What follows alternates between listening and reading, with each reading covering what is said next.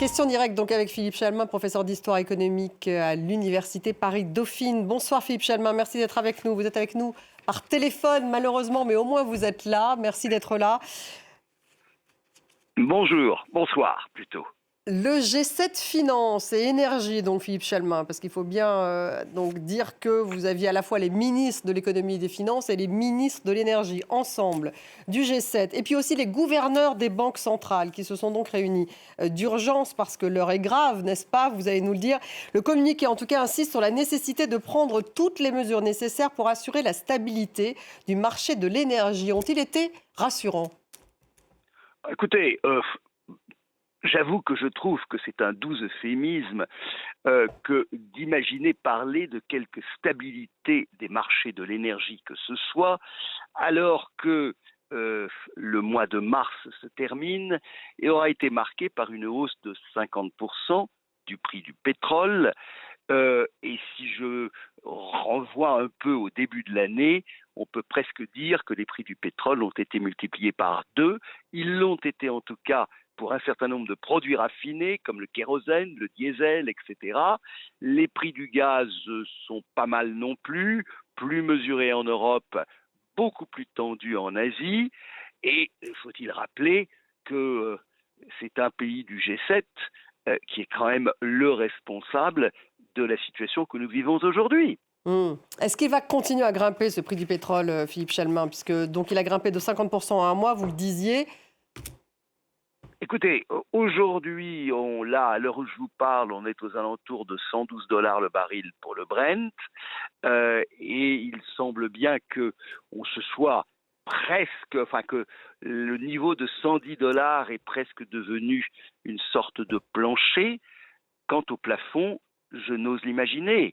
Nous sommes, et le marché finalement est un parfait indicateur de toutes nos incertitudes. Nous ne savons pas que croire de ce que peut raconter Donald Trump. Un jour, il dit que tout va bien et que la négociation va se terminer. Là, il vient de reprendre sa logorée habituelle en disant si vous n'ouvrez pas le détroit d'Ormuz, je frappe les centrales thermiques iraniennes, à quoi les Iraniens répliquent, et ils ont un pouvoir de nuisance qui est beaucoup plus important que ce que l'on pouvait imaginer au début. Très franchement, un certain nombre d'analystes commencent à essayer d'évaluer des scénarios autour de 150 dollars le baril, qui est d'ailleurs le prix auquel se font un certain nombre de transactions sur du pétrole dans la zone asiatique. 150 dollars le baril, Philippe Chalmin, donc ça va continuer à monter, vous le dites. Cette crise de l'énergie peut-elle entraîner une crise financière? Crise économique, oui, crise financière aussi, parce qu'elle s'accompagnera par une remontée des taux d'intérêt. Peut-être pas une crise majeure, mais un certain nombre d'économies, dont les économies européennes en particulier, n'ont pas besoin de cela, étant donné quand même la médiocrité de leur croissance. On a beaucoup discuté ces jours derniers de savoir s'il fallait employer le terme de choc ou pas.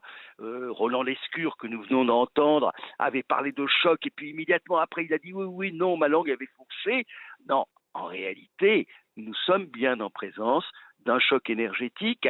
L'idée de choc étant liée finalement à ce fait que nous n'avions pas anticipé, parce que c'était une sorte d'arme atomique dont on imaginait qu'elle ne serait jamais utilisée, c'est bien le blocage d'Ormuz.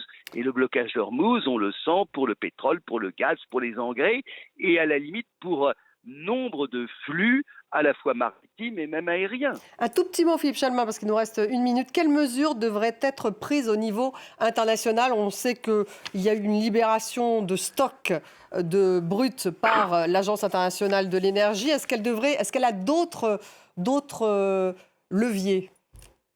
Force est de constater que ça n'a pas eu un effet extraordinaire, parce que le marché vit dans l'anticipation, qu'il sait parfaitement que les tonnages ne seraient pas suffisants.